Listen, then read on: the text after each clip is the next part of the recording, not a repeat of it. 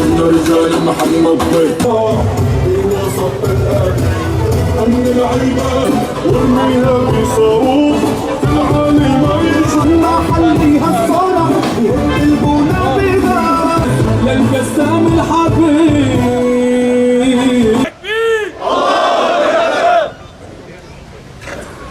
Değerli Kudüs sevdalıları, her yıl Ramazan ayının son cuma günü Dünya Kudüs Günü olarak kutlanmaktadır. Bizler de Kudüs'ün özgürlüğüne giden yolun takipçileri olarak Dünya Kudüs Günü münasebetiyle bir araya gelmiş bulunmaktayız. Malatya Peygamber Sevdalıları öncülüğünde Özgür Kudüs Platformu, Kudüs Kardeşlik Platformu ve Kürecik NATO Radar Üstüne Hayır İnisiyatifinin desteğiyle düzenlenen basın açıklamasına hepiniz hoş geldiniz. Gazze'nin kurtuluşu için, Gazze'deki kardeşlerimizin yüzünün gülmesi için, Siyonist İsrail'in burnunun yerlere sürtülmesi için, NATO'nun üslerinin, büyük şeytan Amerika'nın, İncirliğin bir an önce bu üslerin kapatılmasını hükümetten talep ediyoruz. Selam olsun Gazze direnişine, selam olsun Gazze'ye, selam olsun Yemen Ensarullah'ına, selam olsun Lübnan Hizbullah'ına, selam olsun Kasam Tugaylarına, selam olsun İslami Cihad'a, selam olsun Hamas'a, selam olsun tüm direniş cephesinde mücadele eden mücahitlere. Kahrolsun İsrail, kahrolsun Amerika. Kahrolsun İsrail, kahrolsun Amerika. Kahrolsun İsrail, kahrolsun Amerika. Bismillahirrahmanirrahim. Hamd alemlerin Rabbine, salat ve selam Allah'ın Habibi, Risalet zincirinin son halkası olan Hazreti Muhammed Mustafa'ya, gökteki yıldızlar hükmünde olan seçkin ashabına, pak ehline ve onun yolunu takip eden tevhid ehlinin üzerine olsun. Bir gece kendisine bazı ayetlerimizi gösterelim diye kulunu Mescid-i Haram'dan çevresini mübarek kıldığımız Mescid-i Aksa'ya götüren Allah eksikliklerden münezzehtir. O gerçekten her şeyi işitmekte ve görmektedir.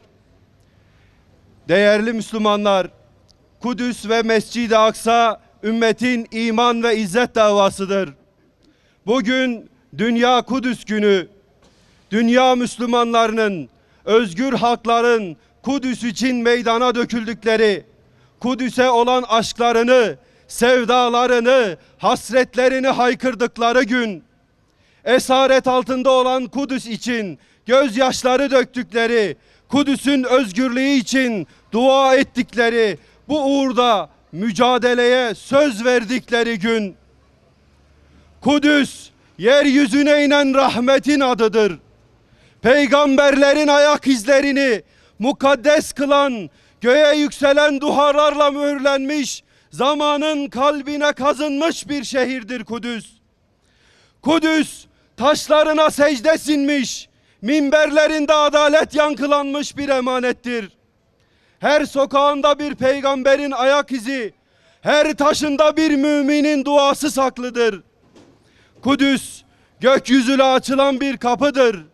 Bir gece gökler onu selamlarken arş-ı alaya doğru bir kutlu yola çıkılan yoldur Kudüs. Kudüs, gözyaşlarıyla yıkanmış, dualarla bezenmiş bir direniş destanıdır.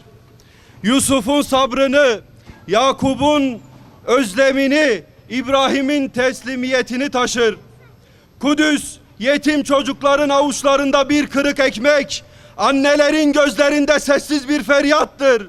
Her sabah ezanla dirilir, her akşam umutla bekler. Kudüs, minarelerden yükselen bir tekbirle, işgal altında bile özgürlüğü fısıldayan bir haykırıştır. Onu esir almak isteyenler, taşlarında yankılanan hakikati duymaktan acizdirler. Kudüs, müminlerin imtihanıdır. Müminlerin imtihanıdır Kudüs. imtihanıdır Kudüs müminlerin. Sessiz kalırsak yetim kalacak. Sahip çıkarsak şahit olacak. Kudüs, yeryüzünde adaletin yankılanacağı günü bekleyen bir müjdedir. Zira Allah'ın vaadi haktır. Zira Allah'ın vaadi haktır. Zira Allah'ın vaadi haktır. Zalimler nasıl bir inkılapla devrileceklerini çok yakında göreceklerdir. Kudüs direniştir. Dua ile bekleyiştir. Adaletle gelecek olan zaferin kapısıdır. Kudüs yeryüzünün en mukaddes şehirlerinden biridir. Burası peygamberlerin ayak bastığı, vahyin nazil olduğu ve İslam'ın ilk kıblesi olan Mescid-i Aksa'nın bulunduğu beldedir. Kudüs yüzyıllardır müminlerin kalbinde yer eden kutsal değerlerin ve ilahi hikmetin sembolüdür. Mescid-i Aksa sadece bir ibadet yeri değil, aynı zamanda peygamberlerin adım izlerini taşıyan, ruhlarını aydınlatan bir mihmandır. Bugün Müslümanların onur ve izzetini temsil eden Kudüs, bugün Müslümanların onur ve izzetini temsil eden Kudüs, zalim Siyonist işgalcilerin kirli elleri altında inim inim inlemektedir. Filistin halkı 1948'den bu yana sistematik zulüm, katliam ve sürgünlere karşı karşıya bırakılmıştır. Özellikle son dönemde Gazze'de yaşanan insanlık dışı saldırılar, sivil yerleşim yerlerinin bombalanması, hastanelerin, ibadethanelerin hedef alınması, Siyonist rejimin vahşetini bir kez daha gözler önüne sermiştir.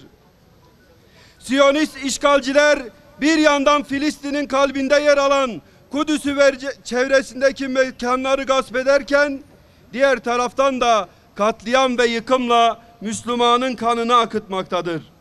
Ne yazık ki bu zulümler yalnızca işgalcilerin değil, onlara her türlü desteği sağlayan emperyalist güçlerin de eseridir. Başta ABD olmak üzere birçok batılı ülke ve işgalcileri silahlandırmakta, ekonomik ve diplomatik koruma sağlamaktadır. Kudüs davası yalnızca Filistin halkının değil, tüm Müslümanların ve mazlumların davasıdır. Mescid-i Aksa'nın özgürlüğü için mücadele etmek her müminin görevidir. Peygamber Efendimiz sallallahu aleyhi ve sellemin buyurduğu gibi, Mescid-i Aksa'ya gidin ve orada namaz kılın. Eğer oraya gidemezseniz kandillerinde yakılmak üzere zeytinyağları gönderin. Hiç kuşkusuz Kudüs'ün kurtulması Müslümanlar için, İslam ümmeti için dini bir görev olmakla birlikte bir varlık ve yokluk savaşıdır da. Çünkü başta Amerika olmak üzere dünyanın egemen şeytani güçlerinin desteğini arkalarına alan Kudüs işgalcisi Siyonist Yahudiler sadece Kudüs ve Filistin'e değil, İslam coğrafyasına da gözlerini dikmiş durumdadır. Aksa tufanı sonrası yaşananlar İslam ümmetine verilmiş bir fırsat gibidir. Filistin'in kahraman evlatları Aksa tufanıyla birlikte Siyonistlere karşı büyük bir cephe açmış durumdadır. Bu cephe gittikçe daha da geniş bir coğrafyaya yayılmış. Bu cephede koşan İslam'ın kahramanları, evlatları, en azizleri, büyük komutanları feda etmekten, kadın, erkek, çocuk, on binlerce şehit vermekten çekinmeden cihatlarını sürdürmekte, Kudüs kurtarılıncaya kadar durmayacaklarına dair Yüce Allah'a söz vermektedirler. Bizler peygamber sevdalıları ve Özgür Kudüs platformu olarak bu mukaddes cihada, ümmetin kurtuluş savaşına, Kudüs ve Filistin, Gazze'nin özgürlük mücadelesine her şekilde, her platformda, her ortamda canımız ve malımızla destek olacağımıza söz veriyor. Asla geri durmayacağımızı dünyanın müstekbir güçlerine karşı ilan ediyoruz. Buradan, bu meydandan Dünya Kudüs Günü İslam dünyasına çağrıda bulunuyoruz. Zaman uyanma, zaman kendimize gelme zamanıdır. Bir an bile gaflete kalma lüksümüz kalmamıştır. Kudüs'ün kurtuluşu, kıyam etmiş feryatlarla ümmeti yardıma çağıran kahraman kardeşlerimizin imdadına koşma, bir yardımcı yok mu diyen mazlum, mustazaf, kadın, erkek ve çocuklar için ayağa kalkma zamanıdır. Ey Müslümanlar, ey İslam ümmeti, ey mümin erkekler, ey mümin kadınlar, ey mümin gençler, ey onur ve izzetini yitirmemiş vicdan sahibi özgür insanlar. Ey Kur'an'ın yüce kelamına iman edenler, ey Resul-i Kibriya'nın sünnetine tabi olma arzusunda olanlar, Kudüs'ün Kurtuluş Savaşı başlamış bulunmaktadır. Allah'ın salih kulları cihadı kuşanmış, Kudüs işgalcisi Siyonistler ve destekçileri olan Haçlılarla ile savaşa tutuşmuşlardır. Onlara yardım edin. Onlara yardım edin. Kudüs davasının savaşçılarına yardım edin. Yöneticisiyle, yönetileniyle tüm İslam ümmeti bu varlık savaşında tereddütsüz yerini almalıdır. On binlerce şehit verme pahasına, yüz binlerce şehit verme pahasına, milyonlarca şehit verme pahasına, şehirlerin yerle bir olması pahasına, evsiz, barksız, aç ve çıplak kalma pahasına, Aksa tufanı destanıyla Siyonist cephe karşısında tarihin en büyük direnişini başlatmış bulunan kardeşlerimiz bizi bekliyor. İslam ümmetini bekliyor. Bu iman ve küfür savaşına, hak ve batıl savaşına, Furkan savaşına malımızla, canımızla, dilimizle, boykotlarımızla